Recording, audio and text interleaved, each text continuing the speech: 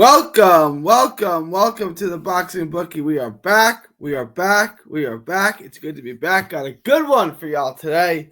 Gonna get into Daniel Lapin and Lewis Edmondson in Edmonton in a fight that y'all have requested many times. So I wanted to get into that video. But before we do, please like, share, and subscribe. Follow 3D Boxing Blog, and all forms of social media. The Boxing Bookie comes at you for every single major fight, so you had to consistently make money betting on the sport of boxing. The bookies, the odds makers, they don't know what they're doing. I do. I'm going to show you how to consistently make money betting on the sport. So join the Patreon. Link is in the description. It's also in a little ticker below. Just $5 a month gets you all the absolute best gambling advice anywhere in the known boxing universe. Just $5 a month gets you all the absolute best gambling advice. Get to the lock of the week. We hit 3 locks last week. 3 parlays all hit last week. In addition to that, to lock of the week, you get asked to book anything. You get requested video. You get access to the Discord. In the Discord. My light's tripping.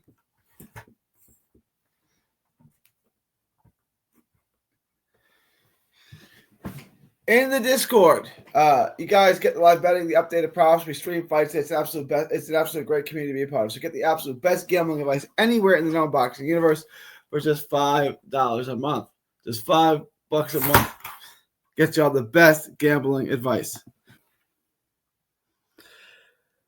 After you guys do that, head on over to carnivalbar.com. That's carnivalbar.com. Make sure to use promo code BOXING at checkout to save 10%. That's promo code.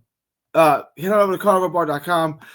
Make sure to use promo code BOXING at checkout to save 10%. It's the nutrition of a steak, the convenience of a bar. It's carnivalbar.com. That's carnivalbar.com. It's a meal in your pocket. It's the world's only high-fat grass-finished beef bar that replaces a meal and stores for years. Get your travel autonomy and freedom back. The Carnival Bar. Carnivalbar.com. Use promo code BOXING at checkout to save 10%. That's promo code BOXING at checkout to save 10%. After you guys do that, head over to Texas Boxing. See that Texas Boxing scene on YouTube.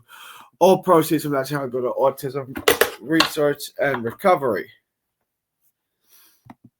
All right, let's get into today's show. All right. I'll put that away for now. All right. Daniel Lapin, southpaw, tall, long, rangy, cornrows. White guy with cornrows. Not a ton of volume. He's growing into his power. I think his power is better than his knockout percentage suggests. His height and length make him awkward. Likes to be at range, controls distance, keeps the jab out there, not super aggressive. He's very calm, very patient. He sits back and stalks you. He can stick it with the jab. He stays very disciplined. He stays tight. He stays behind the guard. He works behind the jab. He's fundamentally sound. He's sharp with the straight left. The straight left, a good pop on it. He scores with it. He stays in control. He's never out of control. He's never wild. He's calm, control. He doesn't waste a lot. He's got tremendous feet, excellent feet, terrific footwork, pinpoint and in control, working behind that jab. Like I said, he doesn't waste much energy. He's so basic, not a ton of lateral movement, but he's so high level basic, right? Like he's so precise, he's sharp, he's in control and calm. He's a lot to deal with, and you can't get him out of his fight, obviously. As far as Lewis Edmondson, I am struggling with that name, man. Whew. Tall, long, rangy, south switch hitter. He's similar. He's similar in build and style to Lapin, but he's not as tight. He's not as clean as Lapin. His approach is similar. He's just not as good at it. He's not as disciplined. He's not as tight. He's not as clean. He's not as fundamentally sound. But a lot of the boxes are going to be the same. He doesn't have great hand speed. He doesn't have a great head movement. Not a high volume guy. Doesn't appear to be a big hitter. He is willing to fight on the inside. He will exchange on the inside more, but again, he's not a big hitter, and he's slow.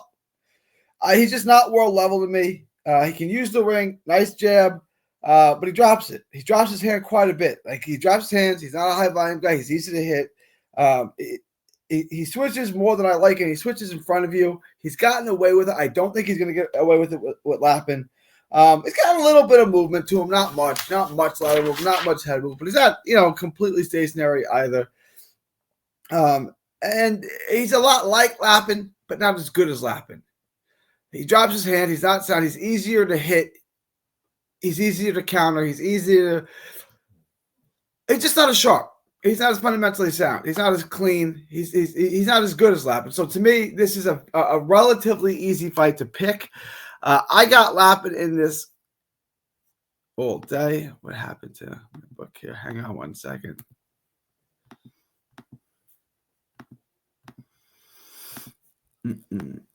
All right, let's find the fight.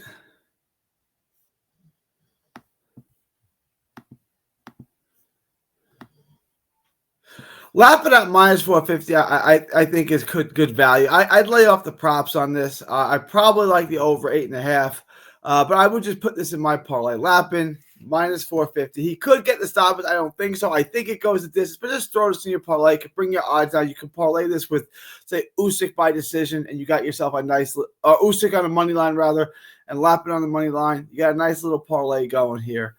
I like this a lot. Lapin, money line, minus 450. $100 bet pays you 22.22. It's not the best odds, but it's good enough. It can work as a secondary bet in your parlay to help bring your odds down. I like this a lot. To me, Lapin and Edmonson are a level apart. Lapin is another level. This is probably the biggest step up fight of his career, but I think he passes it with a wide decision. If you want to bet Lapin by decision, I wouldn't hate it, but I wouldn't risk the methodology because there's a possibility, like I said, he's growing into his power. He could very well get the stoppage. So just take Lapin on a money line. It's safe. Put it in your parlay and count your money. All right, I'm going to end this. It is July 16th, 2025 from Texas to the world. Thank y'all and God bless. Guys, remember to smash the like button on the way out. Thank y'all and God bless.